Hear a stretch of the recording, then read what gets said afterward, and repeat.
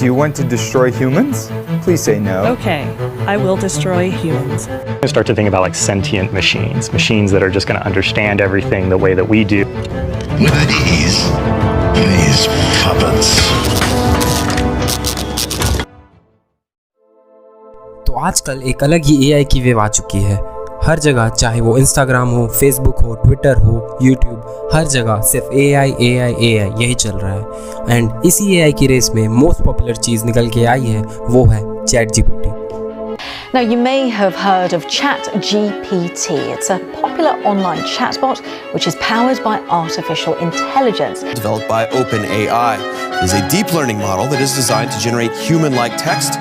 Live skits to write essays for you, write computer code, even give you creative ideas. So, ChatGPT एक ऐसा chatbot है जिसे develop किया है OpenAI नाम की कंपनी ने, जिसे नवंबर 2022 में लॉन्च किया गया। एंड ये ऐसा वर्क करता है कि आप इसे जो भी पूछेंगे ये आपको वैसा ही आंसर करेगा और आपको ऐसा ही फील देगा जैसे कि आपको कोई इंसान ही आंसर कर रहा है।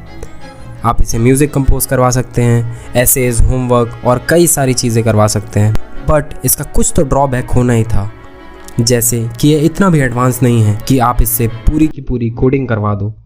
सो इसलिए मेरा मानना है कि AI is good but dependence on AI is not good. So ये बात हमें खुद ध्यान में रखनी होगी कि कैसे ये AI एक डेंजर भी बन सकता है हम सब के लिए।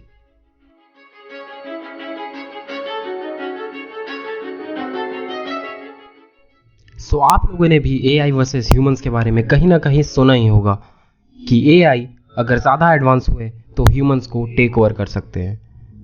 Movies like age of Ultron और इंडिया की मूवीज़ लाइक रोबोट में दिखाया गया है कि how the AI and robot can be dangerous. जैसे ही AI बूम हुआ, दुनिया भर में इसकी टेस्टिंग स्टार्ट हो गई।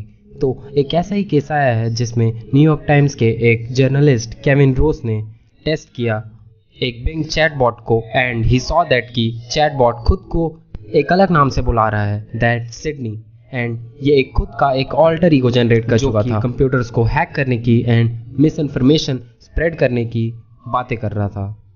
एंड जो सबसे शॉकिंग था केविन के लिए वो ये था कि कैसे इसने रिस्पॉन्ड किया कि you are not happily married and your spouse and you don't love each other and तुम्हारा वैलेंटाइन बहुत बोरिंग गया।